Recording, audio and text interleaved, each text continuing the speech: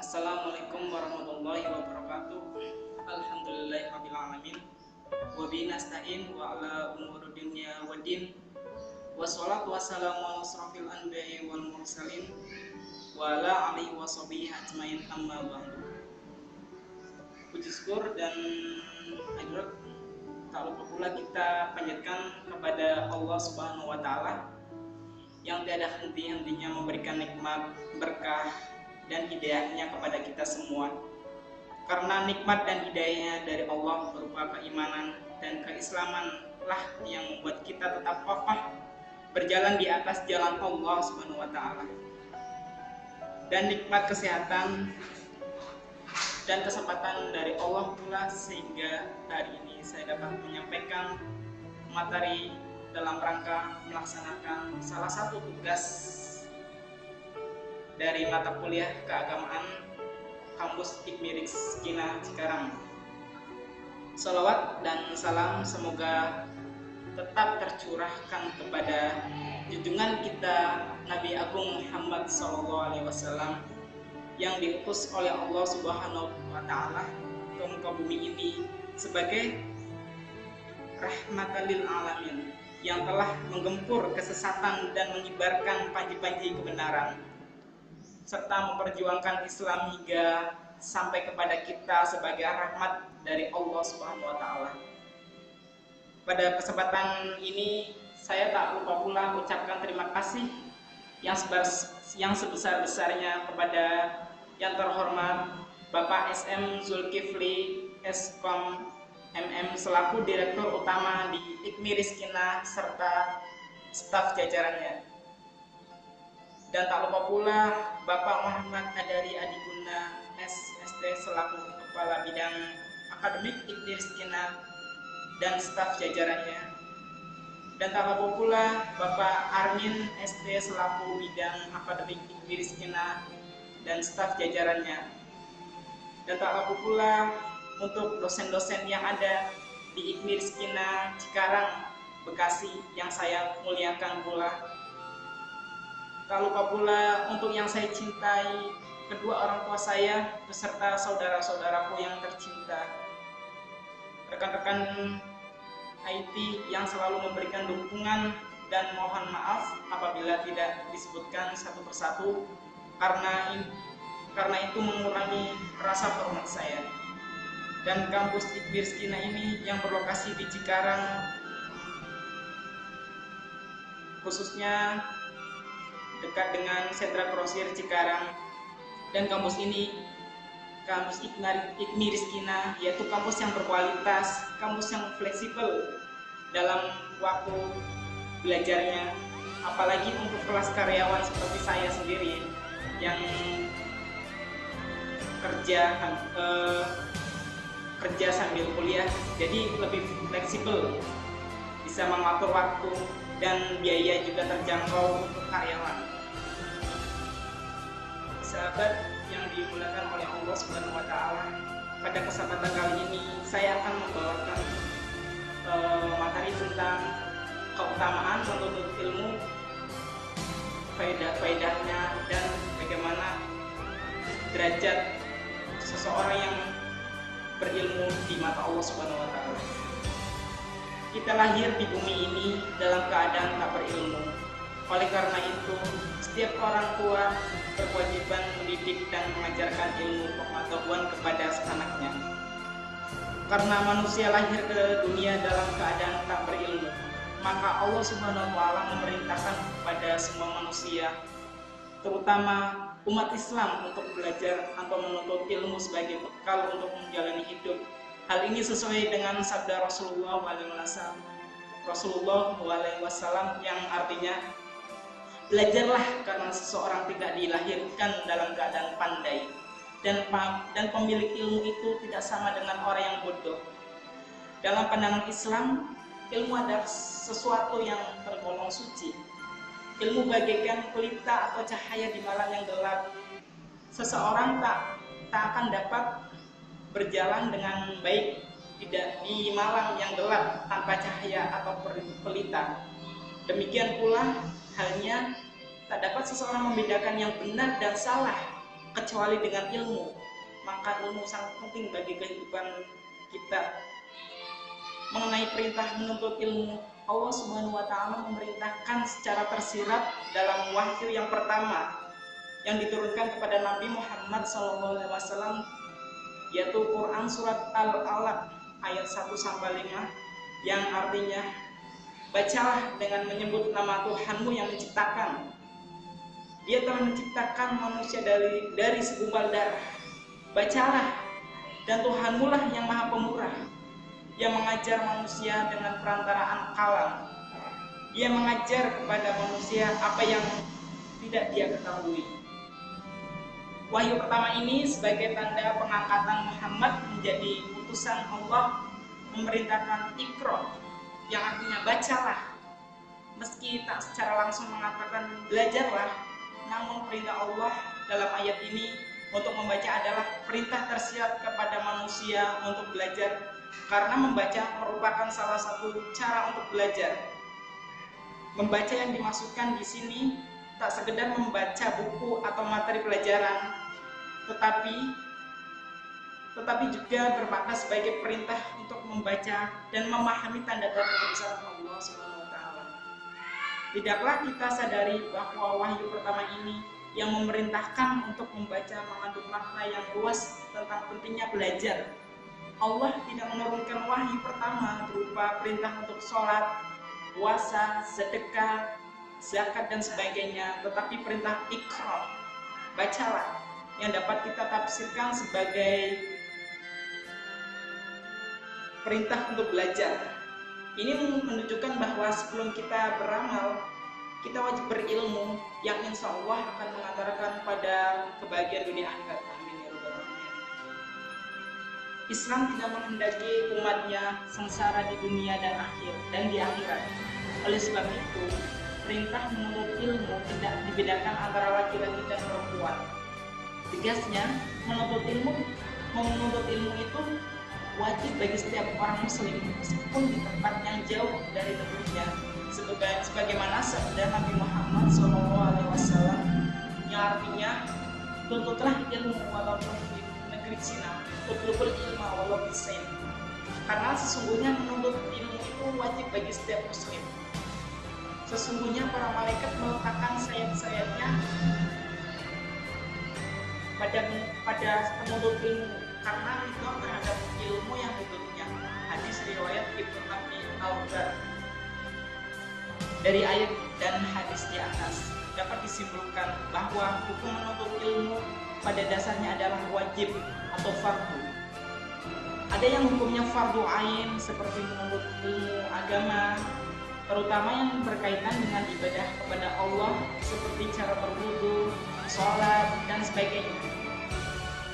Ada pula yang hukumnya fardu kifayah seperti ilmu yang dibutuhkan untuk mendukung urusan dunia, seperti ilmu kedokteran, karena ilmu ini menjadi sesuatu yang penting untuk memelihara tubuh, atau ilmu hitung karena ini menjadi sesuatu yang penting di dalam muamalah jual beli, pembagian wasiat, harta warisan dan lainnya. Selain itu, hukum menuntut ilmu bisa berubah menjadi haram jika ilmu yang dipelajari dapat mendatangkan mudarat bagi diri sendiri maupun orang lain, atau menyesatkan dan membahayakan seperti ilmu hitam, ilmu sihir, ilmu santet dan sebagainya yang melanggar dari perintah Allah SWT.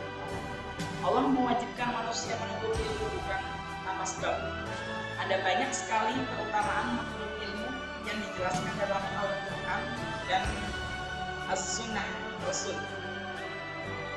Allah Subhanahu wa Ta'ala akan mengangkat derajat orang-orang yang beriman dan berilmu, sebagaimana firman-Nya dalam Al-Quran Al-Mujadilah ayat 11 yang artinya, niscaya Allah akan meninggikan orang-orang yang beriman di antaramu dan orang-orang yang diberi ilmu pengetahuan beberapa derajat. Quran surat Al-Mujadilah ayat 11. Dari ayat tersebut tersurat janji Allah untuk mengangkat derajat orang-orang yang beriman dan berilmu, tak hanya di dunia tapi juga di akhirat. Hal ini sejalan dengan sabda Rasulullah tentang kebahagiaan dunia akhirat yang dapat diperoleh dengan memiliki ilmu pengetahuan. Yang artinya, siapa yang menginginkan kebahagiaan dunia, maka harus dengan ilmu. Siapa yang menginginkan kebahagiaan akhirat, maka harus dengan ilmu. Dan siapa yang menginginkan kebahagiaan keduanya, maka harus dengan ilmu. Pekerjaan menuntut ilmu merupakan ibadah. Orang yang menuntut ilmu akan diberikan pahala yang sangat besar dan dimudahkan baginya jalan menuju surga. Rasulullah SAW bersabda, yang artinya, siapa yang menempuh suatu jalan untuk menuntut ilmu, niscaya Allah akan memudahkan baginya jalan ke surga. Hadis riwayat Muslim. Satu hal lagi yang harus diketahui, bahwa orang yang berilmu memiliki pendirian yang teguh, tidak mudah terombang-ambing, serta tidak mudah tergoda oleh bujukan setan. Bahkan dalam sabdanya, Rasulullah SAW menyebutkan bahwa seseorang yang berilmu alim lebih sulit digoda oleh setan daripada 1000 ahli ibadah yang tidak berilmu. Dalam hadis yang artinya seseorang yang alim lebih sulit digoda oleh setan daripada 1000 ahli ibadah yang tidak berilmu. Hadis riwayat At-Tirmidzi. Selanjutnya, yang tak kalah pentingnya untuk direnungkan adalah bahwa pada suatu saat nanti yang kita tak ketahui kapan datangnya, entah hari ini, hari esok, lusa, ataupun kapan saja, Allah berkehendak malaikat maut akan datang menjemput kita untuk menjalani kehidupan lain di alam berbeda. Dan ketika masa itu tiba, tak ada lagi yang dapat kita lakukan untuk menambah isi pundi-pundi pahala kita di dunia ini. Terputuslah kita dari kehidupan dunia, dan kecuali 3, yaitu sedekah jariyah, ilmu yang bermanfaat, serta anak soleh yang selalu mendoakan kedua orang tuanya. Sebagaimana sabda Rasulullah SAW yang artinya, jika anak Anda meninggal dunia, maka terputuslah amal kecuali 3 hal, yaitu sedekah jariyah, ilmu yang bermanfaat, anak soleh yang selalu mendoakan orang tuanya. Hadis riwayat Muslim. Hadis ini menunjukkan pentingnya ilmu pengetahuan sebagai investasi masa depan. Dengan sedekah jariyah, ilmu yang bermanfaat, serta anak soleh yang selalu mendoakan, kita tetap mendapat tambahan pahala meski kita tak lagi menjalani kehidupan di alam fana ini. Hadis ini juga menyiratkan perintah untuk memanfaatkan ilmu yang kita miliki. Tak hanya sekedar pengetahuan suatu ilmu, tetapi perlu pengamalan dalam kehidupan. Kata orang bijak, ilmu tanpa pengamalan ibarat pohon tanpa buah. Ada pula yang menyebutkan ilmu tanpa amal pincang, dan amal tanpa ilmu buta. Oleh karena itu harus ada kesesuaian antara ilmu dan amal.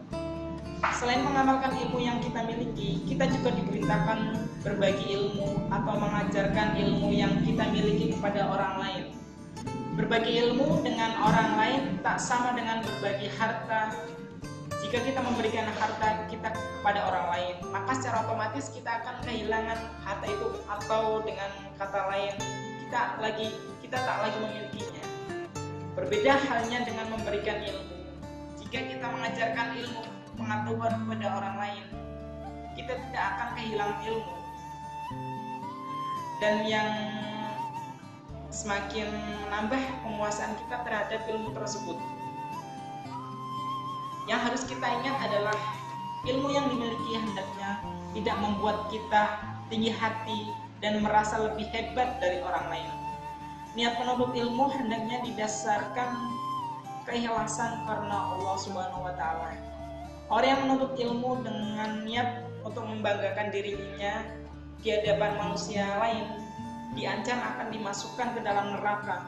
Sabda Rasulullah SAW yang artinya, janganlah kalian menuntut ilmu untuk membanggakannya terhadap para ulama dan untuk memperdebatkan di kalangan orang-orang bodoh dan buruk peranginya. Jangan pula menuntut ilmu untuk penampilan dalam majelis, pertempuran atau rapat, dan untuk menarik perhatian orang-orang kepadamu. barang siapa seperti itu maka baginya neraka. Hadis riwayat Tirmizi dan Ibnu Majah. Ilmu pengetahuan berkembang seiring dengan perkembangan zaman. Jika kita berhenti belajar sementara ilmu pengetahuan semakin berkembang, maka kita akan tertinggal. Oleh karena itu, proses belajar manusia tak hanya berhenti ketika kita menyelesaikan studi di bangku pendidikan.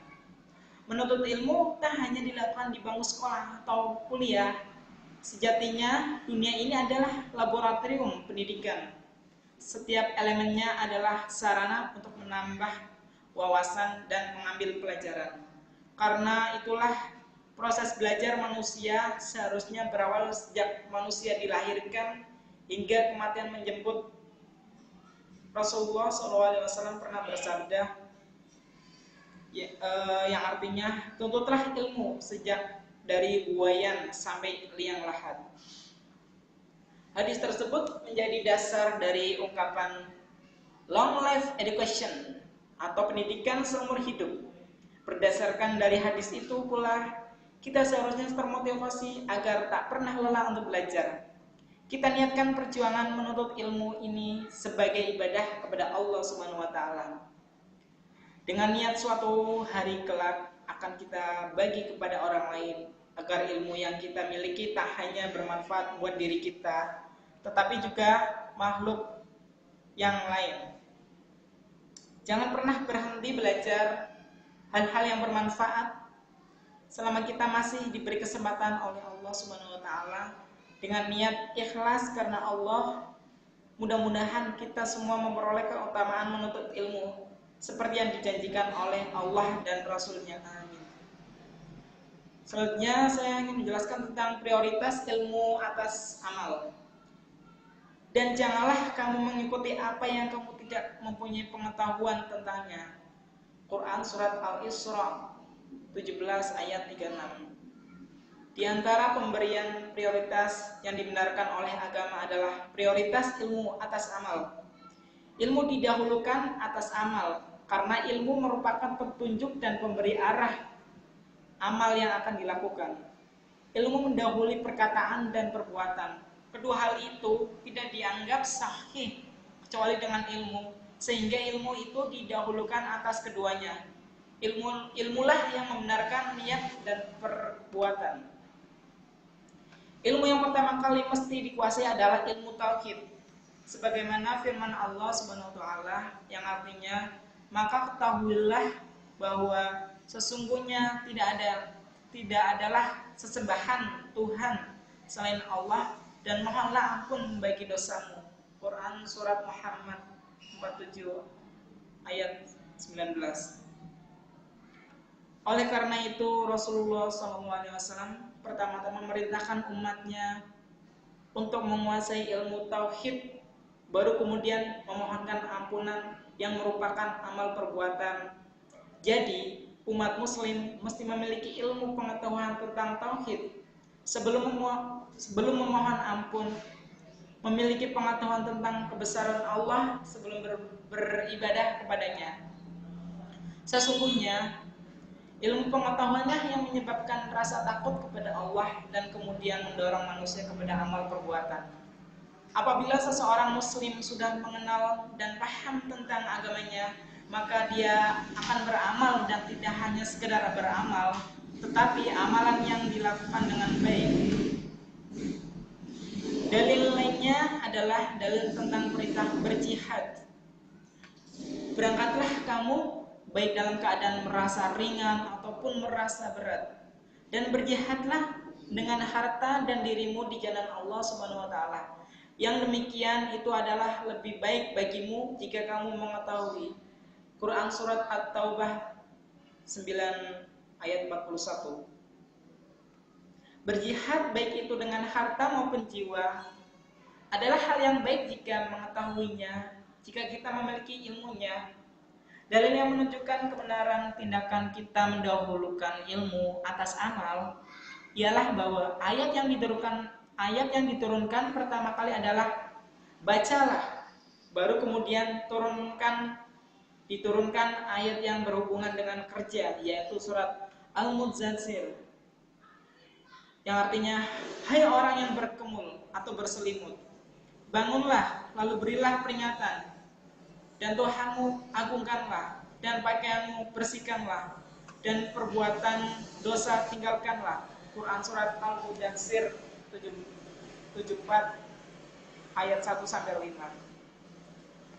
Kita pun mengetahui kunci ilmu pengetahuan adalah membaca.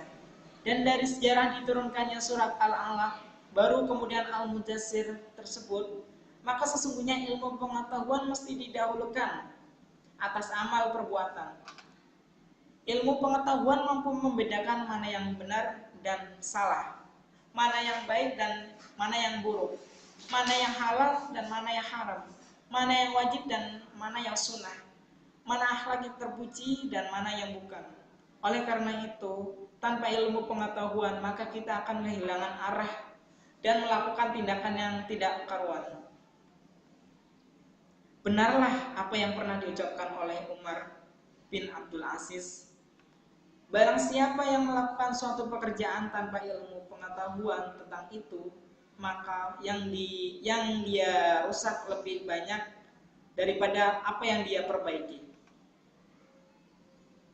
Hal-hal dan hal sehari-hari yang mungkin adalah berpuasa siang hingga malam atau sholat subuh agar dia lebih terlihat baik, maka dilakukan 4 rakaat.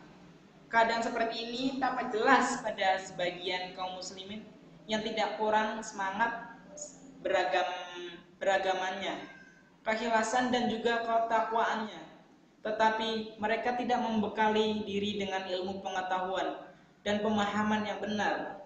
Seperti itulah keadaan kaum Khawarij yang memerangi Ali bin Abi Thalib radhiyallahu anhu. Kaum Khawarij menghalalkan darahnya dan darah kaum muslimin yang mendekatkan diri kepada Allah Subhanahu wa taala. Mereka kaum Khawarij merupakan kelanjutan dari orang-orang yang pernah menentang pembagian harta rampasan perang yang dilakukan Rasulullah SAW. Mereka menentang karena pembagian harta lebih banyak kepada orang yang baru masuk Islam daripada yang telah lama masuk Islam. Mereka berkata dengan kasar, berbuat adillah engkau ini. Maka Rasulullah bersabda, celaka engkau, siapa lagi yang adil apabila aku tidak bertindak adil? Kalau aku tidak adil, maka engkau akan sia-sia dan merugi. Orang yang mengucapkan perkataan itu sama sekali tidak memahami siasat Rasulullah untuk melunakkan hati orang-orang yang baru masuk Islam. Dengan memberikan bagian harta yang lebih banyak, Allah Subhanahu wa taala memberikan hak kepada Rasulullah untuk mengatur sedekah yang diberikan oleh kaum muslimin. Begitu juga dengan harta rampasan perang. Sesungguhnya kesalahan fatal yang dilakukan oleh mereka bukanlah terletak pada perasaan dan niat mereka, tetapi lebih berada pada akal pikiran dan pemahaman mereka. Oleh karena itu, niat yang benar dan semangat yang tinggi tidaklah cukup untuk memperbaiki, tetapi diperlukan juga ilmunya agar apa-apa yang kita lakukan sesuai dengan tujuan awalnya, yaitu memperbaiki atau mengevaluasi diri. Tidak lupa juga hal yang sebaliknya, yaitu janganlah mereka cukup hanya dengan memiliki ilmu, tetapi juga dibutuhkan tindakan-tindakan dan amalan-amalan nyata setelah berilmu.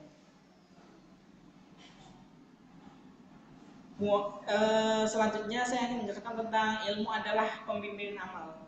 Muadzin bin Jabal radhiyallahu anhu mengatakan, ilmu adalah pemimpin amal dan amalan itu berada di belakang setelah adanya ilmu. Al-amru bil ma'ruf wan nahyu 'anil munkar. Bukti bahwa ilmu lebih didahulukan daripada amalan.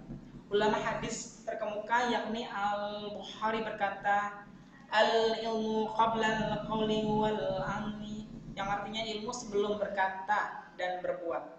Perkataan ini merupakan kesimpulan yang beliau ambil dari firman Allah Ta'ala yang artinya, maka ilmulah Maka ilmuilah atau ketahuilah bahwasanya tiada sesembahan yang berhak disembah selain Allah, dan mohonlah ampun bagi dosamu. Quran Surat Muhammad 47 ayat 19. Dalam ayat ini Allah memulai dengan ilmuilah, lalu mengatakan mohonlah ampun. Ilmuilah yang dimasukkan adalah perintah untuk berilmu terlebih dahulu, sedangkan mohonlah ampun adalah amalan. Ini pertanda bahwa ilmu hendaklah lebih dahulu sebelum amal perbuatan. Syufan bin Uyainah rahimahullah berdalil dengan ayat ini untuk menunjukkan keutamaan ilmu. Hal ini sebagaimana dikeluarkan oleh Abu Nuaim dalam Al-Hilyah ketika menjelaskan biografi Sufyan dari jalur Ar-Rabb bin Nafi darinya, bahwa Sufyan baca ayat ini lalu mengatakan, tidakkah engkau mendengar bahwa Allah memulai ayat ini dengan mengatakan ilmuilah. Kemudian Allah memerintahkan untuk beramal. Fathul Bari Ibnu Hajar. Al-Muhallab rahimahullah mengatakan, amalan yang bermanfaat adalah amalan yang terlebih dahulu didahului dengan ilmu. Amalan yang di dalamnya tidak terdapat niat, ingin mengharap-harap ganjaran dan merasa telah berbuat ikhlas, maka ini bukanlah amalan karena tidak didahului dengan ilmu. Sesungguhnya yang dilakukan hanyalah seperti amalan orang gila yang pena diangkat dari dirinya. Syarh Al-Bukhari Ibni Battal. Ibnu Munir rahimahullah berkata, yang dimaksudkan oleh Al-Bukhari bahwa ilmu adalah syarat benarnya suatu perkataan dan perbuatan. Suatu perkataan dan perbuatan ini tidak teranggap kecuali dengan ilmu terlebih dahulu. Oleh sebab itulah ilmu didahulukan dari ucapan dan perbuatan. Karena ilmu itu pelurus niat. Niat nantinya yang akan memperbaiki amalan. Fathul Bari. Keutamaan ilmu syar'i yang luar biasa. Setelah kita mengetahui hal di atas, hendaklah setiap orang lebih memusatkan perhatiannya untuk ilmu. Memusatkan perhatiannya berilmu terlebih dahulu daripada beramal. Semoga dengan mengetahui faedah atau keutamaan ilmu syar'i berikut akan membuat kita lebih motivasi dalam hal ini. Pertama, Allah akan meninggikan derajat orang yang berilmu di akhirat dan di dunia. Di akhirat, Allah akan meninggikan derajat orang berilmu beberapa derajat berbanding lurus dengan amal dan dakwah yang melakukan. Sedangkan di dunia, Allah meninggikan orang yang berilmu dari hamba-hamba yang lain sesuai dengan ilmu dan amalan yang dia lakukan. Allah Ta'ala berfirman yang artinya Allah akan meninggikan orang-orang yang beriman antaramu dan orang-orang yang diberi ilmu pengetahuan beberapa derajat. Quran Surat Al-Mujadalah ayat 11. Dan dua, seseorang yang berilmu adalah cahaya yang banyak memanfaatkan manusia urusan agama dan dunia mereka. Dalilnya, satu hadis yang sangat kenal bagi kita, kisah seorang laki dari Israel yang membunuh 99 nyawa. Kemudian dia ingin bertaubat dan dia bertanya, siapakah di antara hidup bumi yang paling ilmu? Maka ditunjukkan kepada seorang ahli bedah. Dan kemudian dia bertanya kepada si ahli bedah, apakah dia taubat untuknya? Ahli bedah menganggap bahwa dosanya sudah sangat besar sehingga dia mengatakan bahwa tidak ada pintu taubat bagi si pembunuh 99 nyawa tersebut. Maka dibunuhlah ahli ibadah sehingga genap 100 orang yang telah dibunuh oleh laki-laki dari Bani Israel tersebut. Akhirnya dia masih ingin bertobat lagi. Kemudian dia bertanya, siapa orang yang paling berilmu? Lalu ditunjukkan kepada seseorang ulama. Dia bertanya kepada ulama tersebut, apakah masih ada pintu taubat untukmu? Maka Allah tersebut mengatakan bahwa masih ada pintu taubat untukmu. dan tidak ada satupun yang menghalanginya untuk bertobat. Kemudian ulama tersebut menunjukkan padanya berpindah ke sebuah negeri yang merupakan orang soleh, karena yang merupakan kampung yang dia tinggal sekarang adalah kampung yang rusakan. Oleh karena itu pun keluar meninggalkan halamannya. Di tengah jalan sebelum sampai ke yang dituju, dia dijemput istri bukan muslim. Kisah ini merupakan kisah yang sangat masyhur. Dia perbedaan ibadah dan ahli. Dia ilmuwan warisan para nabi. Nabi SAW bersabda, sungguhnya Nabi tidak memuaskan dinar dan dirham, maka telah mewarisi ilmu. Dan siapa yang mengambil, maka dialah memperoleh keperluannya yang banyak. Web Abu keempat, orang yang mau mendapatkan kebaikan. Rasulullah SAW ya, barang siapa yang Allah kehendaki mendapatkan seluruh kebaikan, maka Allah akan dia agama. Syekhul Islam Ibnu Taimiyah mengatakan, setiap Allah menghendaki kebaikan padanya, pasti akan diberi pahaman dan agama. Sedangkan orang yang tidak berikan kepahaman dalam hal itu, orang menginginkan kebaikan bagi agama dan diri. Nemu al-Jawad wal itu yang wajib dipelajari, yaitu ilmu yang dipelajari adalah ilmu untuk diaman saat ini. Pun ketika tersebut belum untuk melakukan, wajib dipelajari ilmu mengenai dua kali mengenai keran wajib dipelajari menjadi muslim, karena ini adalah yang harus dan ilmu berkaitan dengan sholat seperti ci dan lainnya berikutnya yang harus dipelajari, kemudian hal haram itu dan seterusnya. Contohnya yang saat ini mampu maka ilmu terwajib untuk ini. Akan tetapi dia telah haji mengetahui ilmu tentang haji adalah sesuatu berkaitan. Adapun ilmu tauhid tentang adalah hal pertama yang harus dari karena setiap yang dilakukan tentu berkaitan niat. Kalaupun niatnya dalam melakukan karena Allah, maka benar. Niatnya karena selain Allah amalan diri, tidak terbelakang dan tauhid.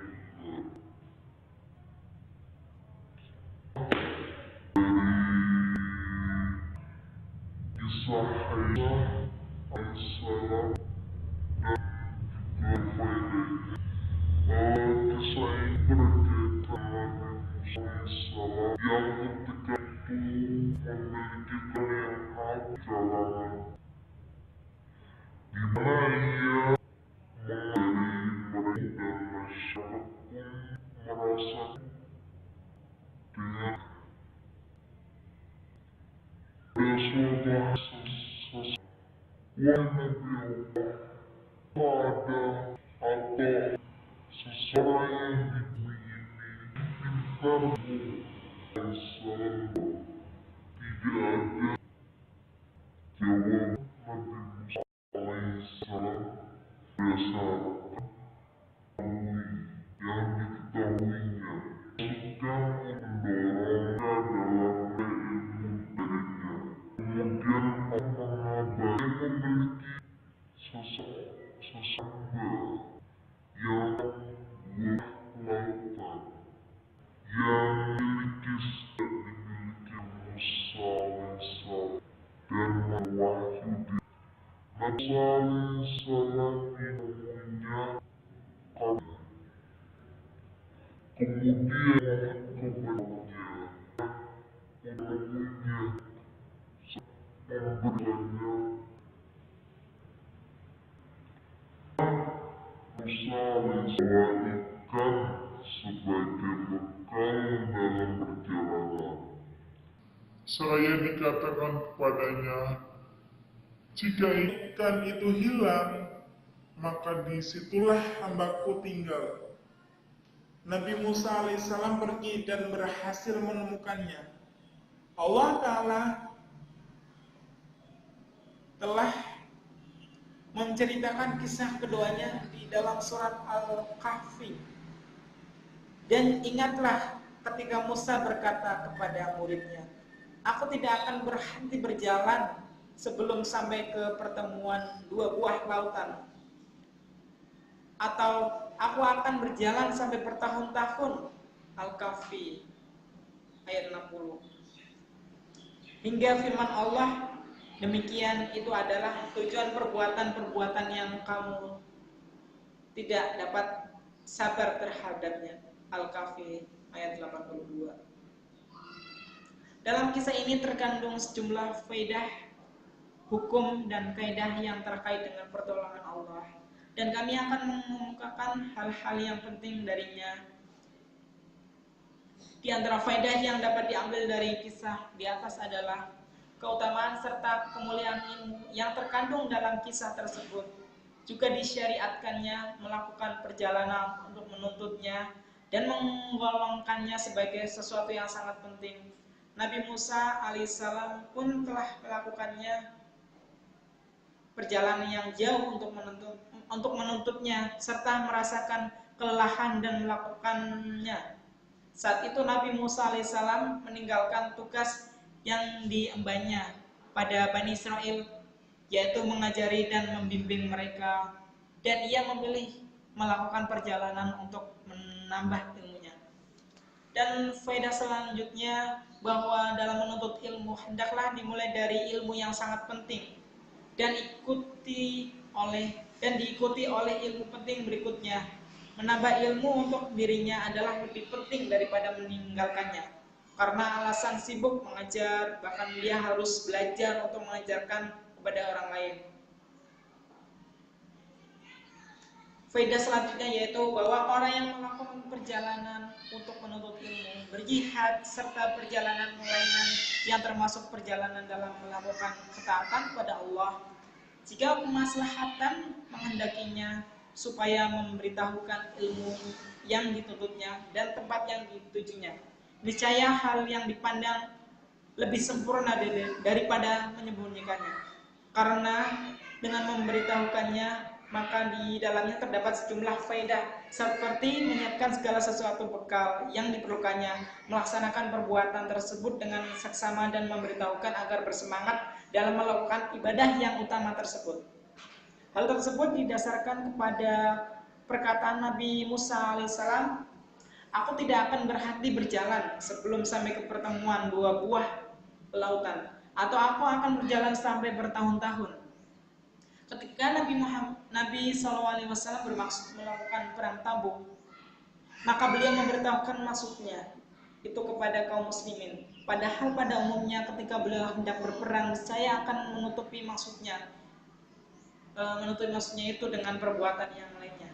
Perbedaan sikap Rasulullah SAW itu karena adanya perbedaan maslahat yang ada dalam keduanya. Faedah yang lainnya bahwa kejahatan dan sebab-sebabnya disandarkan kepada syaitan. Demikian juga hanya dengan kekurangan.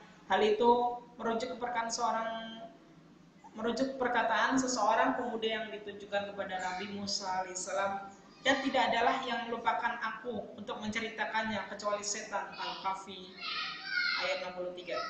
Faedah lainnya bahwa diperbolehkan seseorang untuk memberitahukan hal yang dirasakannya menjadi tuntutan tabiat alami manusia, misalnya merasa letih, lapar, atau dahaga, jika tidak dimaksudkan untuk menunjukkan kebencian dan dikatakan dengan jujur. Sebagaimana perkataan Nabi Musa alaihissalam bahwa lah kemari makan makanan kita, sesungguhnya kita telah merasa letih karena perjalanan kita ini. Al-Kahfi 62. Faedah lainnya bahwa dianjurkan bagi seorang untuk memberikan makan kepada pembantunya dari makanannya, serta keduanya makan bersama-sama, karena zahir perkataan Nabi Musa alaihissalam, bawalah kemari makanan kita, Al-Kahfi 62, untuk dimakan bersama-sama. Faedah lainnya bahwa pertolongan Allah akan diturunkan kepada seseorang hamba sesuai dengan ketaatannya dalam menunaikan perintah syara atau agama.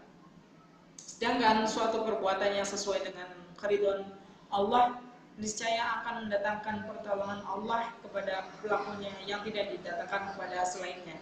Hal itu merujuk perkataan Nabi Musa alaihissalam, sesungguhnya kita telah merasa letih karena perjalanan kita. Isyarat ini ditunjukkan kepada perjalanan yang telah melewati tempat pertemuan dua buah lautan. Sedangkan dalam perjalanan melewati laut yang pertama, maka Nabi Musa alaihissalam tidak mengeluhkannya meskipun jauh.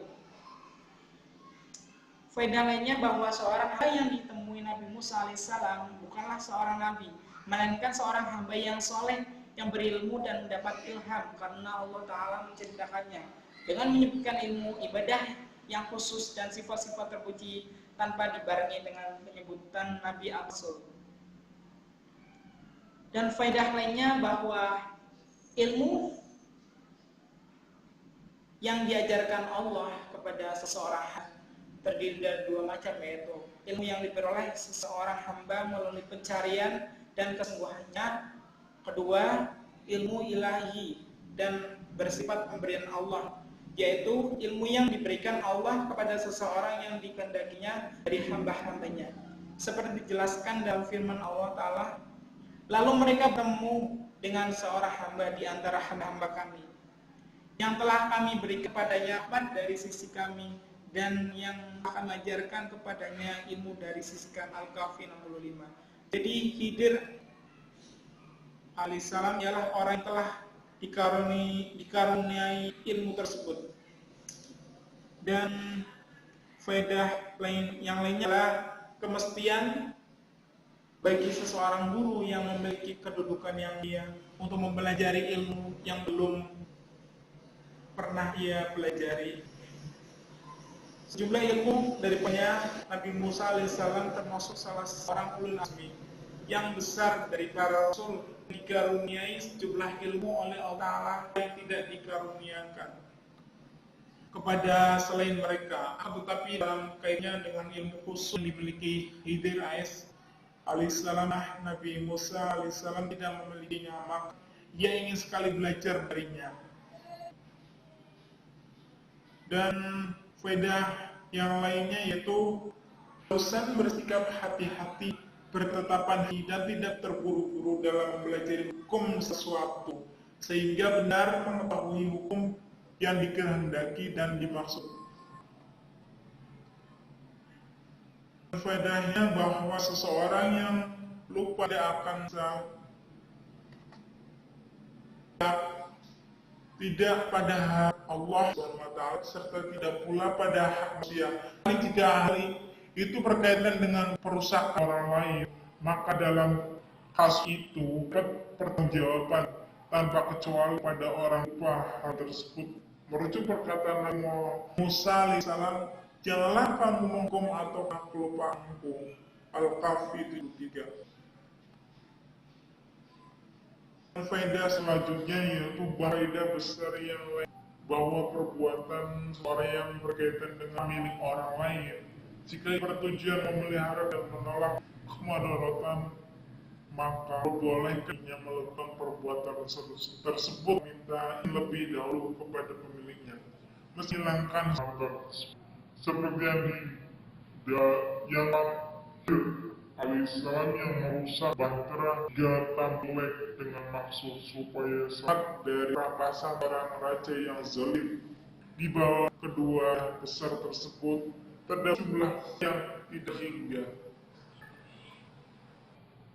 Dan faedah yang lainnya adalah harusan memperhatikan etika dalam berkomunikasi dengan Allah Ta'ala hingga perkataan di mana dia ahli salam menyadarkan kerusakan kepada diri seperti tertera dalam katanya seperti merusak bahtera itu al-kafir dan dalam kebaikan ia menyanyikan kepada Allah seperti dalam perkataannya maka Rabb menghendaki agar mereka sampai kepada Tuhannya meluaskan simpanan sebagai rahmat Rabbmu wafilah penubuhan.